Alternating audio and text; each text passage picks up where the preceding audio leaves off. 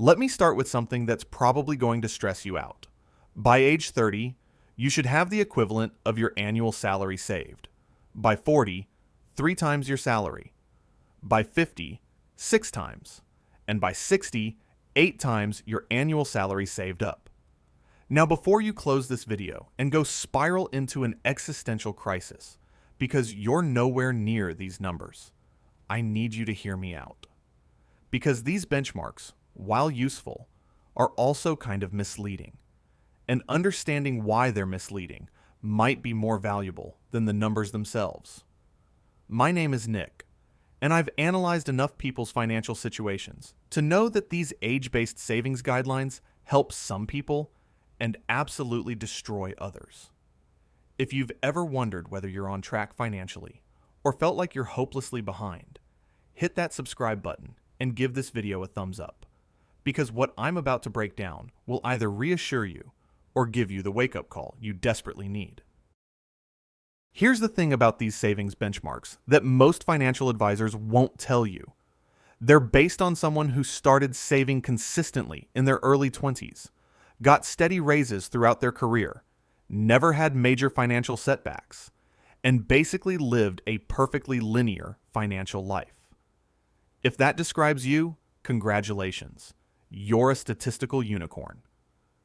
For everyone else, these numbers can feel either completely unattainable or weirdly low, depending on your specific situation. Let's start with your 20s, because this is where the entire trajectory of your financial life gets set, usually without you even realizing it. The guideline says you should have about half your annual salary saved by 25, and your full annual salary saved by 30.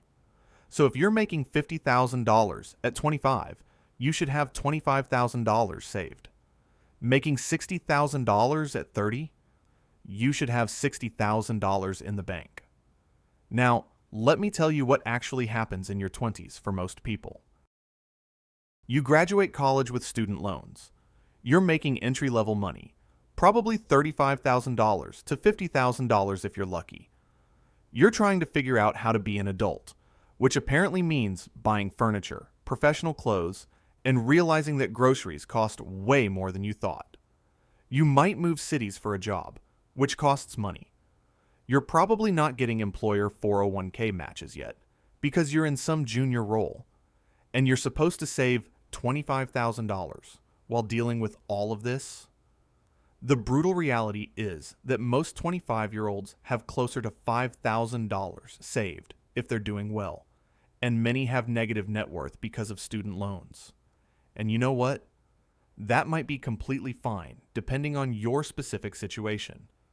If you're investing in your career, building skills, and setting yourself up for higher earnings later, being slightly behind these benchmarks in your 20s isn't necessarily catastrophic. But here's where it gets tricky, and this is what separates people who eventually build wealth from people who stay broke forever. Your 20s are when you establish your financial habits and identity. The person who lives paycheck to paycheck at 24 usually still lives paycheck to paycheck at 34, even though they're making twice as much money. The person who manages to save 15% of a $40,000 salary at 25 will probably still save 15% when they're making $100,000 at 40. I have a friend who made $38,000 at his first real job and somehow managed to save $500 a month. He lived with roommates, drove a beat-up car, packed his lunch every day, and basically lived like a college student even though he had a real job. His co-workers thought he was crazy. They were leasing new cars, living alone in nicer apartments, going out every weekend. But by 27, he had $40,000 saved. Not because he made more money than them, but because he was playing a completely different game. The psychology of saving in your 20s is fascinating because you're fighting against every social and biological instinct you have. Your brain isn't fully developed until 25, which means your ability to delay gratification and think long-term is literally still forming. Your friends are all spending money and having experiences. Social media is showing you everyone else's highlight reel of expensive dinners, trips, and purchases. You're supposed to be young and enjoying life, right? Why would you save money for some theoretical future 40 years away? But here's the math that makes your 20s so crucial. $5,000 invested at age 25 with a 10% return becomes about $314,000 by age 65. That same $5,000 invested at age 35 only becomes $120,000. You get literally 2.6 times more money from the same investment just by starting 10 years earlier. This is why financial advisors are so obsessed with getting young people to save. It's not about the amount you save in your 20s. It's about the compound growth those early savings get. Now let's talk about your 30s, because this is where things get really complicated really fast. The guideline says 1 times your salary by 30, 2 times by 35, and 3 times by 40.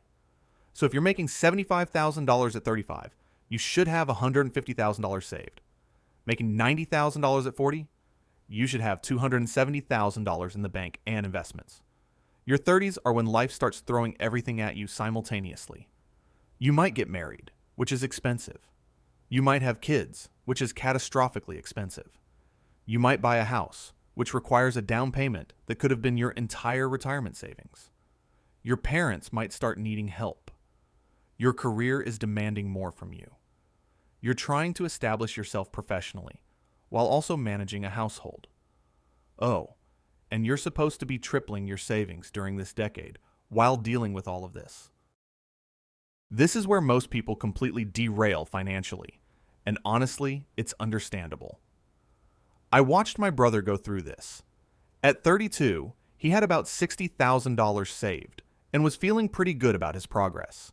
Then he got married, had 2 kids in 3 years, bought a house, and suddenly his savings not only stopped growing, they started shrinking. Emergency funds got raided for daycare deposits. The house needed repairs. The kids needed everything. By 38, he had less saved than he did at 32, despite making $40,000 more per year. But here's what's interesting. He wasn't doing anything wrong. He was just experiencing the reality that your 30s are expensive and chaotic. The financial advice that says you should have 3 times your salary saved by 40 doesn't account for the fact that you just spent $60,000 on daycare, $40,000 on a down payment, and $25,000 on all the random expenses that come with becoming a parent. The people who actually hit these benchmarks in their 30s usually fall into one of a few categories.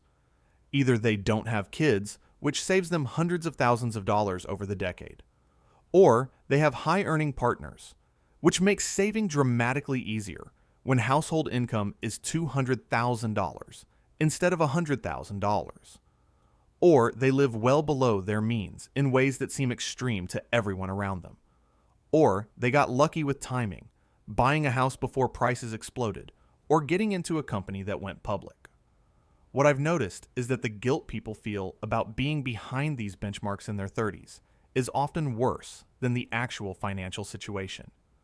You're 37, making $85,000, have $120,000 saved instead of the recommended $255,000, and you feel like a complete failure. But you also have 2 kids, you own a home, and you've been contributing consistently to retirement despite life being chaos. That's actually pretty impressive, but the benchmark makes you feel inadequate. Here's a better way to think about your 30s. The goal isn't to hit some perfect number. It's to not completely abandon saving during the most expensive decade of your life. If you can keep contributing to retirement accounts, maintain an emergency fund, and not go backwards financially, you're winning. Because I've seen so many people in their 30s who stop saving entirely because they feel like they can't save enough to matter. They look at the gap between where they are and where the guidelines say they should be, and they just give up. That's the worst possible response. Saving $300 a month when you should be saving $1,000 a month is infinitely better than saving nothing. The person who saves $300 a month through their 30s has $36,000 plus growth by 40. The person who saves nothing because $300 doesn't feel like enough has zero. This seems obvious when I say it like this, but in the moment, people genuinely talk themselves out of saving because they're not saving enough. Let's move to your 40s, because this is the decade where you either course correct and set yourself up for a good retirement, or you lock yourself into working until you're 70. The benchmark says you should have 3 times your salary saved at 40, 5 times by 45, and 6 times by 50. So if you're making $100,000 at 45, you should have $500,000 saved. Making $110,000 at 50, you should have $660,000. Your 40s are interesting because the chaos of your 30s usually starts to calm down a bit. Kids are in school, so you're not paying for daycare anymore. You're probably making the most money you've ever made. You understand your career and aren't jumping around as much. Your housing situation is probably settled. This is your window to get serious about building wealth if you haven't already. But here's what actually happens for a lot of people in their 40s. They look at their savings, realize they're way behind, and panic. They're 43 with $80,000 saved. They should have $400,000 based on their $100,000 salary, and they feel like it's too late to catch up. So they either go into extreme frugality mode and make themselves miserable, or they rationalize that retirement is impossible anyway, so they might as well enjoy their money now. Both responses are wrong. The person who's behind at 40 needs to increase their savings rate aggressively, but not to the point of making life unbearable. If you're 42 and you're only saving 5% of your income, bumping that to 20% or 25% is going to have a massive impact. You've still got 23 plus years until traditional retirement age. That's enough time for compound interest to do serious work if you actually commit to catching up. I know someone who was completely financially irresponsible through his 20s and most of his 30s. At 38, he had maybe $15,000 saved total. He should have had around $250,000 based on these guidelines. But something clicked for him at 38. He got serious, started maxing out his 401k, opened a Roth IRA, cut his spending dramatically, and basically treated catching up like a second job. By 48, he had $380,000 saved. Still behind where he should be, but he went from virtually nothing to a respectable nest egg in a decade. The psychology of your 40s is all about reconciling your current reality with your future needs. You can finally see retirement on the horizon. It's not some abstract concept 40 years away anymore. It's maybe 15 to 20 years out. This can either motivate you or terrify you, depending on where you're at. The people who get motivated use their 40s to build serious wealth. The people who get terrified often just avoid thinking about it and hope it somehow works out. Your 50s are the final sprint before retirement, and the guidelines reflect this urgency. 6 times your salary at 50, 7 times at 55, 8 times at 60. So if you're making $120,000 at 55, you should have $840,000 saved. Making $125,000 at 60, you should have $1 million saved. This is where the numbers start feeling either achievable or completely impossible, depending on your path up to this point. If you've been saving consistently and you're at or near these benchmarks, your 50s feel like a victory lap. You're in your peak earning years. Your kids are probably out of the house or close to it, and you can really pour money into retirement accounts. People in this position often end up exceeding the benchmarks because they have so much discretionary income. But if you're behind, your 50s are absolutely brutal psychologically. You're staring at retirement age, you've got maybe $200,000 saved when you should have $700,000, and the math is just devastating. To catch up at this point requires either dramatically increasing your income, living incredibly frugally, or accepting that you're going to work longer than you planned. The catch-up contributions to retirement accounts are designed specifically for people in their 50s who are behind. At 50, you can contribute an extra $7,500 to your 401k on top of the normal limit. That's $30,500 total you can put away each year in just your 401k. Add in Roth IRA catch-up contributions, and you can save over $37,000 a year in tax-advantaged accounts. If you can actually max all of that out for a decade, you can build serious wealth even starting from behind. But here's the reality check. Most people can't afford to save $37,000 a year even in their 50s. That requires a pretty high income and a willingness to live on significantly less than you make. The person making $100,000 who tries to save $37,000 is living on $63,000 before taxes. After taxes, that's maybe $45,000 in actual spending money. That's doable, but it requires lifestyle choices that most people in their 50s aren't willing to make. There's also a huge psychological component to aging and money that these benchmarks completely ignore. Someone who's 55 and has been grinding for 30 years doesn't want to hear that they need to live like they're 25 again to catch up on retirement savings. They feel like they've earned the right to enjoy their money. And they're not entirely wrong. There's a balance between securing your future and actually enjoying your present, and that balance is different for everyone.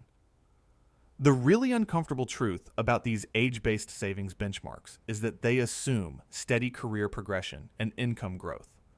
But that's not how life actually works for most people. You might get laid off and take a year to find a new job. You might have a health crisis that derails your career. You might get divorced, which can financially devastate even high earners. You might need to support aging parents or adult children. You might make a career change that requires stepping back financially. All of these things are normal life events, but they completely throw off these neat little benchmarks. The person who has their career interrupted at 33 isn't going to have 2 times their salary saved at 35. The person who goes through a divorce at 47 isn't going to have 5 times their salary saved because half their assets just went to their ex-spouse. The benchmarks don't account for this, which makes them simultaneously useful and useless. Here's what I think is actually valuable about these benchmarks. They give you a general sense of whether you're in the ballpark or completely off track. If you're 45 making $90,000 and you have $20,000 saved, you're not slightly behind. You're in crisis mode. You need to dramatically change your financial behavior immediately. But if you're 45 making $90,000 with $300,000 saved instead of the recommended $450,000, you're probably going to be fine. You might need to save a bit more aggressively or work a couple years longer, but you're not facing a retirement catastrophe. The dangerous middle ground is when you're significantly behind, but not catastrophically behind. You're 38 with $60,000 saved when you should have closer to $150,000. That's a big gap, but it's not insurmountable if you course correct. The problem is, most people in this situation either panic and do nothing, or they rationalize it away and convince themselves they'll somehow catch up later without making any actual changes. Let me share something that might be controversial. I think for some people, especially younger people, focusing too much on these specific benchmarks can actually be counterproductive. If you're 27 making $45,000 and you're supposed to have $35,000 saved, but you only have $12,000, obsessing over that gap might cause you to miss the bigger picture. The bigger picture is, are you building the career capital and skills that will allow you to dramatically increase your income? Because going from $45,000 at 27 to $95,000 at 35 will do way more for your lifetime wealth than perfectly hitting the savings benchmark at 27. This isn't permission to not save in your 20s. It's recognition that there are trade-offs. Sometimes taking a lower paying job that sets you up for higher earnings later is the right move, even if it puts you behind the benchmarks temporarily. Sometimes investing in education or certifications makes sense, even if it means saving less for a year or two. The benchmarks don't account for these strategic decisions. The other thing these benchmarks miss is that people's retirement goals are wildly different. The person who wants to retire at 55 and travel the world needs way more saved than the person who plans to work until 70 and live modestly. The person who wants to leave a financial legacy for their kids needs to save more than the person who's fine spending everything during their lifetime. These one-size-fits-all numbers can't possibly account for everyone's different goals and values. Here's my actual advice for thinking about these benchmarks. Use them as a general guide, not a rigid rule. If you're within 50% to 150% of the benchmark for your age, you're probably in reasonable shape. Behind that, you need to get serious about catching up. Ahead of that, congratulations. You're doing better than most people and can probably relax a bit about saving. But more important than any specific number is this. Are you consistently saving a meaningful percentage of your income? If you're saving 15% to 20% of your gross income throughout your career, you're going to be fine regardless of whether you hit these exact benchmarks. That consistent behavior matters way more than whether you have exactly 2x your salary at 35 versus 1.7 or 2.3x. The absolute worst thing you can do is look at these benchmarks, realize you're behind, and give up. I've seen people who are 40 with $50,000 saved decide that retirement is impossible, so they stop saving entirely. That's insane. That $50,000 growing at 10% annually for 25 years becomes $540,000. Add in just $500 a month in contributions over those 25 years, and you're looking at over $1.1 million by 65. Is that as much as you'd have if you've been saving since 25? No, but it's still a hell of a lot better than having nothing. Your 50s and 60s are also when you need to start thinking about the withdrawal side of the equation, not just the accumulation side. Having $800,000 saved sounds great until you realize that at a 4% withdrawal rate, that's only $32,000 a year in retirement income.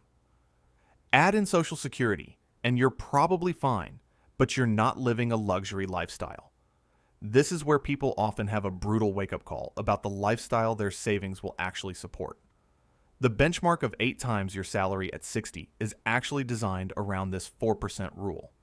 If you make $100,000 at 60 and have $800,000 saved, that $800,000 generates $32,000 annually. Add Social Security of maybe $30,000 to $40,000, and you're replacing roughly 60% to 70% of your pre-retirement income. That's generally considered enough to maintain your standard of living in retirement, assuming you've paid off your mortgage and your kids are independent. But here's what freaks people out. 60% to 70% of their pre-retirement income sounds like a massive pay cut. They're used to living on $100,000, and now they're supposed to live on $65,000. That's where a lot of retirement planning goes wrong. People save diligently, but never actually adjust their expectations or lifestyle. They hit retirement with enough money to support a comfortable but modest lifestyle, but they want to maintain the lifestyle they had while working. The other huge variable these benchmarks ignore is Social Security. Depending on your earnings history and when you claim, Social Security might replace anywhere from 20% to 50% of your pre-retirement income. For someone who maxed out their Social Security contributions throughout their career, that's a significant amount. For someone with a spotty work history or lower earnings, it's not going to be enough to live on. This is why these benchmarks are guidelines, not absolute requirements. Someone with a generous pension or rental income might need less saved than someone relying entirely on their 401k and Social Security. Someone planning to work part-time in retirement or relocate to a lower cost of living area might need less. Someone with expensive hobbies or health issues might need significantly more. Let me end with this. If you're reading this and you're nowhere near these benchmarks, don't despair. You're not doomed. But you do need to get real about your situation and make changes. That might mean saving more aggressively, working longer, adjusting your retirement expectations, moving to a cheaper area. All of those are valid options that can lead to a perfectly fine retirement, even if you're behind. And if you're ahead of these benchmarks, congratulations. But don't get complacent. I've seen people who were crushing it financially make one stupid decision in their 50s that destroyed decades of good work. Investing in a friend's business that failed. Getting divorced without a prenup. Taking on debt for a lifestyle upgrade they didn't need. Stay disciplined, even when you're winning. The real lesson here isn't about hitting some specific number at some specific age. It's about understanding that your financial decisions today determine your options tomorrow. Every dollar you save in your 20s becomes multiple dollars in your 60s. Every year you delay saving is a year of compound growth you're giving up forever. The benchmarks are just a tool to help you see whether you're on track or need to adjust. Use them wisely, but don't let them paralyze you or make you feel like a failure. Your financial journey is yours alone,